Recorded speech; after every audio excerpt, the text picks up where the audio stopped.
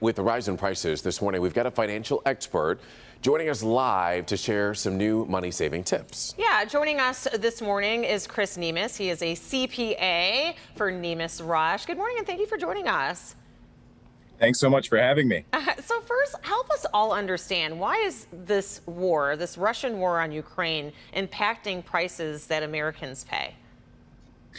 Yeah, so if you look at the latest data from this past month and the CPI, which measures inflation that came out yesterday, the biggest movers there are in oil and gas and largely in food prices. And for the reason for that is that Russia is the third largest producer of oil in the world. And 12% of all calories that are exported and imported in the world are originated in Russia and Ukraine. So really, inflation has been an issue for about the past year. It's been exacerbated, certainly, by what's gone on with Russia and Ukraine and the ongoing war. Well, let's talk about what people are paying more as a result of this period of high inflation. Certainly. So the top selling vehicle in Michigan is a Ford F-150, which has a 26-gallon tank. So last year, $78 a gallon. So that means that you could go from zero to full for $72. As of yesterday, it was $103. So you could put 26 gallons in the tank last year for $72 and only 18 gallons in this year. So really, this past month, it's been at the tank. And then in addition to that, the food number that was given there for inflation is set between two different types of categories. One is food at restaurants and the other is food at home.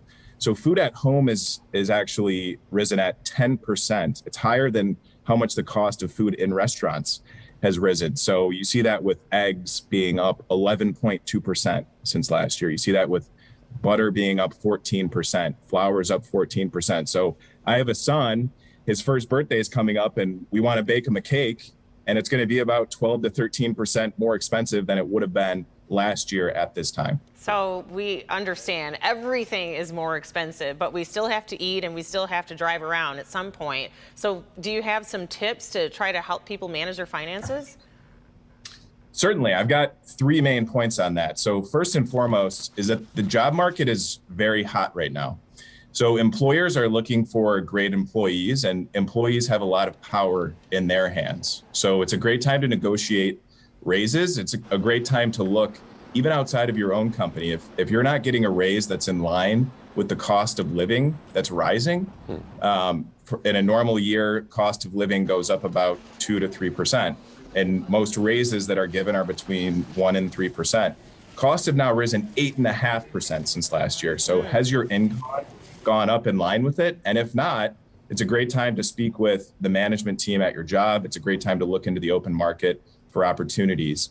The second is take advantage of employer-sponsored retirement plans if you have one, because a lot of companies within 401k or 403b, if you can participate, will match your contribution, so you can have additional savings that are there. And I say in full honesty, every single dollar counts. Each additional 1% of your income that you can save makes a huge difference there. And lastly is reviewing your household budget and expenses. And what you should focus on are things that are material, i.e. they're making a big impact in your budget, but also controllable. So it's very difficult to move your home because the cost of living has gone up. It's very difficult to stop driving because we all need to get to work in the morning.